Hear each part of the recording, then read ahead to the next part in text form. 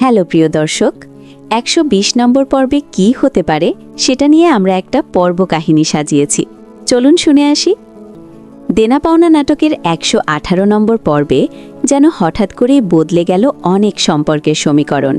যে নিপার মা একসময় খায়রুলকে সহ্যই করতে পারতেন না, সুযোগ পেলেই তার সমালোচনা করতেন, সেই তিনিই আজ নিপাকে খায়রুলের হাতে তুলে দিতে রাজি হয়ে গেলেন। বিষয়টা যতটা সহজ দেখাচ্ছে, ভেতরে যেন তত এই রহস্য লুকিয়ে আছে। খায়রুল যখন নিপার হাতে স্বর্ণের বালা পরানোর মুহূর্তে লজ্জায় মাথা নিচু করে দাঁড়িয়েছিল, তখন নিপার মায়ের চোখে ছিল অদ্ভুত এক শান্তি। নাকি সেটা ছিল কোনো চাপা সিদ্ধান্তের ফল? তিনি বললেন, মেয়েকে আপনাদের হাতে দিলাম, যেন কোনো অযত্ন না হয়। কিন্তু যিনি এতদিন এই সম্পর্ক মানতেই চাইতেন না, তিনি হঠাৎ এত সহজে রাজি হলেন কেন? এই প্রশ্নটা দর্শকদের মনে খটকা তৈরি করেই রাখল। অন্যদিকে খায়রুলের আচরণেও এসেছে অদ্ভুত পরিবর্তন।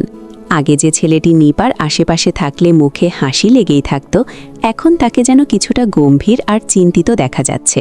পরিবারের সবাই বিয়ের প্রস্তুতি নিয়ে আনন্দে মেতে থাকলেও খায়রুল যেন ভেতরে ভেতরে অন্য কোনো দুশ্চিন্তায় ডুবে আছে। সে কি কোনো সত্য লুকিয়ে রাখছে, নাকি শহীদের অনুপস্থিতি তাকে ভাবাচ্ছে? কারণ শহীদ এখনও দেশের বাইরে, আর তার ফিরে আসাই হয়তো এই গল্পের সবচেয়ে বড় মোড় ঘুরিয়ে দিতে পারে। শহীদ কি সত্যি নিপাকে ভালোবাসত? তার কি আগে থেকেই কোনো দাবি ছিল এই সম্পর্ক নিয়ে? যদি শহীদ হঠাৎ ফিরে এসে বিয়ের বিরুদ্ধে দাঁড়ায়, তবে কি ভেঙে যাবে সব আয়োজন? নাকি খায়রুল নিজের ভালোবাসার জন্য শেষ পর্যন্ত লড়বে? নিপার মায়ের হঠাৎ সম্মতি, খায়রুলের অস্বাভাবিক নীরবতা আর শহীদের সম্ভাব্য প্রত্যাবর্তন, সব মিলিয়ে যেন ঝড়ের আগের নিস্তব্ধতা। আগামী পর্বে মিলবে এই সব প্রশ্নের উত্তর।